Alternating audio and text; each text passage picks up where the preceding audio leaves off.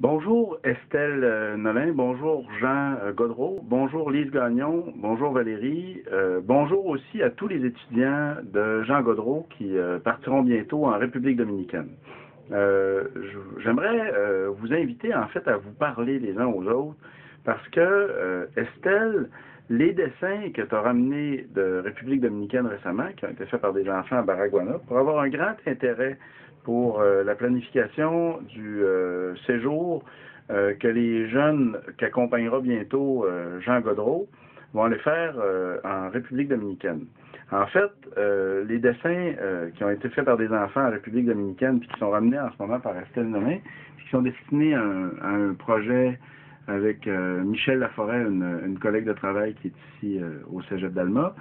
Ces dessins-là présentent les rêves que les jeunes entretiennent pour leur communauté.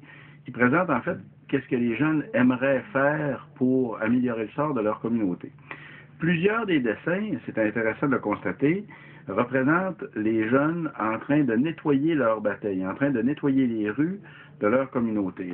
Estelle me le faisait remarquer, puis effectivement c'est le cas, il y a plein de jeunes qu'on voit avec un balai dans les mains en train de ramasser des déchets dans la communauté.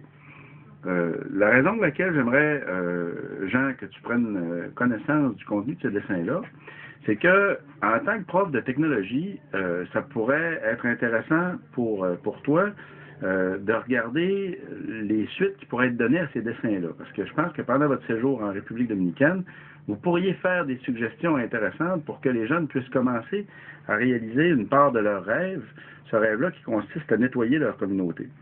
Les suggestions qui pourraient être intéressantes dans ce contexte-là, on les a fait circuler un peu déjà dans le projet de village écologique de Tanguin, puis aussi avec un projet qui est en train de se dérouler en Haïti, le projet des volontaires de la MUSI.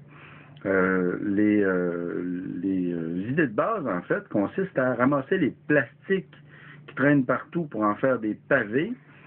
Pour trouver un document sur ce sujet-là, il faut chercher Plastique Mopti sur YouTube, puis on trouve un reportage qui a été fait à France 24 sur la manière dont on fait fondre les sacs de plastique pour les transformer en pavés.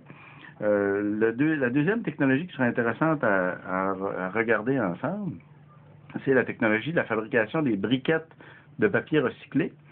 En faisant des briquettes de papier recyclé qui peuvent remplacer le charbon de bois, on pourrait donner donc un usage au papier qui pourrait être ramassé un peu partout dans les batailles.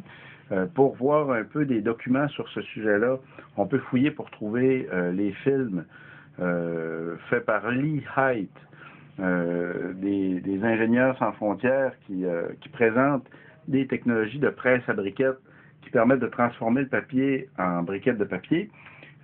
Qu'on mélange aussi avec de la matière organique, de la paille par exemple, de la bagasse, des résidus de canne à sucre ou de la poussière de riz ou du brin de scie par exemple, ou des copeaux. Donc Lise, ça pourrait aller dans le sens d'un des projets que tu as déjà. Puis les presses à briquettes qui sont proposées par l'IAIT sont particulièrement efficaces. On a des gens qui les ont réalisées au Burkina Faso, puis c'était super apprécié. Le troisième projet qui pourrait aller avec ces projets-là, ce sera un projet de compostage. Donc, on aurait une deuxième vie à offrir au papier, au plastique, puis aux matières compostables. Puis, le dernier projet, ce sera un projet de petite pépinière scolaire. Un projet de pépinière scolaire qui impliquerait qu'on clôture un petit bout de terrain. Ça peut être, comme on l'a fait au Burkina Faso, là, d'amener 40 mètres de clôture pour faire un petit terrain de 100 mètres carrés dans lequel on part des plants d'arbres fruitiers.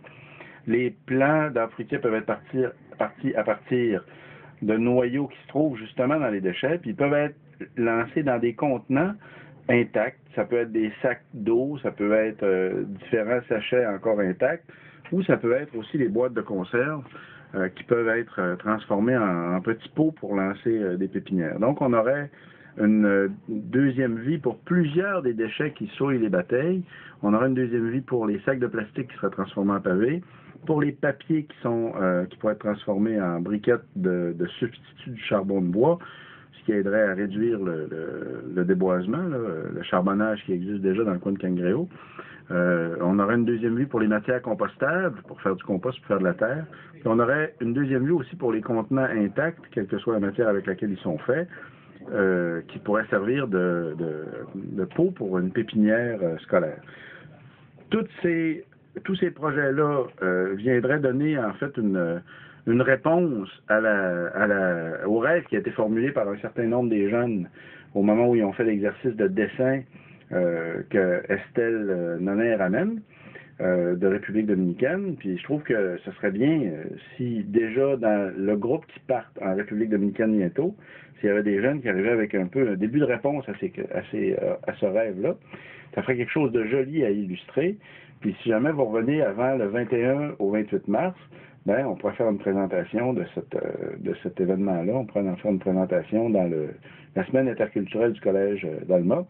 Donc, les jeunes du secondaire pourraient venir montrer au Collège d'Alma qu'est-ce qu'ils ont fait pour réaliser une part des rêves formulés par les jeunes dans les dessins récoltés par Estelle Nonin récemment. Puis, ça donnerait donc un projet qui sera pas mal vivifiant là, pour les batailles, pour la bataille de Baraguana, puis pour les autres batailles éventuellement. Un projet vivifiant, un projet peu dispendieux, un projet porteur de sens, un projet connecté avec la réalité des jeunes des batailles, un projet pour lequel les jeunes qui étudient en technologie ici au Nord pourraient avoir un impact pertinent en produisant des films éducatifs sur les outils nécessaires pour fabriquer pour donner cette deuxième vie-là aux différents déchets dont on vient de parler. On en reparle. Je vous salue encore une fois, Estelle, Lise, Jean, Valérie et tous les étudiants qui partiront bientôt en République dominicaine avec Jean. Je vous salue encore une fois, puis je vous dis à bientôt.